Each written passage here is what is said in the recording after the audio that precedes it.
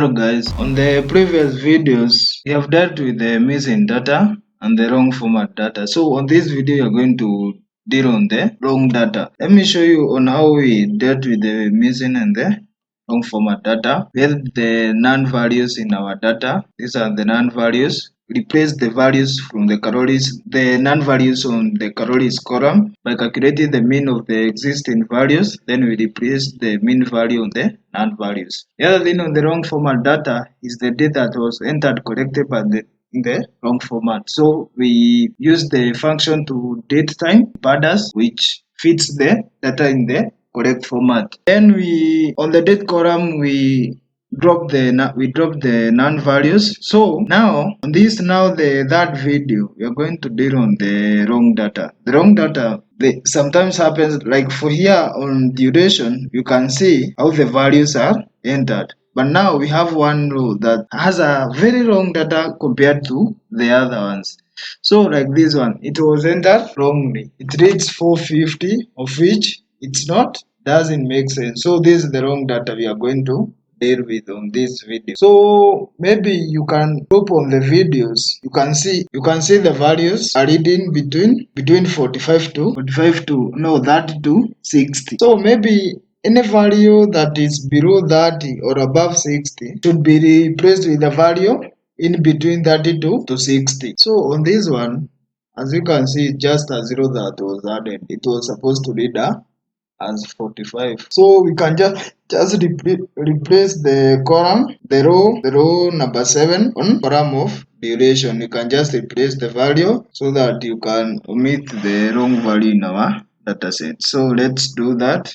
So we are going to continue on the place on previous videos as we have done. So the aim of us is to maybe one thing you can do is to replace the wrong data with a value that obeys the boundaries of the data, or you can just remove the row that doesn't obey the boundaries of the column data. So for us we can just maybe I will show you the both ways to replace and to remove the row. So we are going to start with the replacing. The value is greater than 60.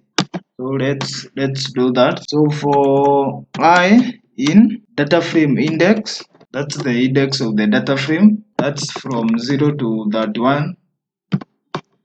That's the index. So on the function. Then if data frame dot, this one is used to query the data of a data frame in a standard format.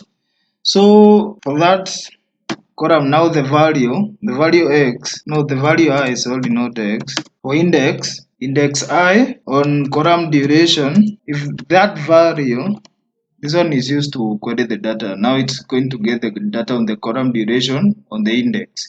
If that value on that index is greater than 60, you can maybe go further to maybe if it's greater than 60 or less than 30. So you are going to replace the value data frame. Locate now the value for index I in duration column is equals to, for this case maybe you can replace it or using your value, but for this case now we are saying this value was entered wrongly, but according to how it was entered, it was supposed to read 45. Can maybe use 45 because yeah, the common values are 65 for that. So you can just replace the value 45. If any of the values in that column is greater than 60, it's going to be replaced with 45, and that's it. That's how you replace the value along data value in a column. So let's see. After now running the program, row number 7, as you can see, it was run successfully. So that's on how to replace. So let's see on how to remove.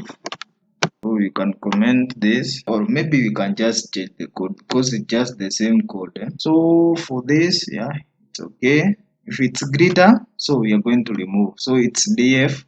Instead of now locating it, we are going to draw. So this function, we pass in I, move that index, Then for it to judge on the original data frame you pass in place equals true. That's how you do. So our row number 7 it's going to be removed. So let's see. As you can see, our row number 7 was index number 7 was removed. So and that's all how you can deal on the wrong data in our data sets. Thank you.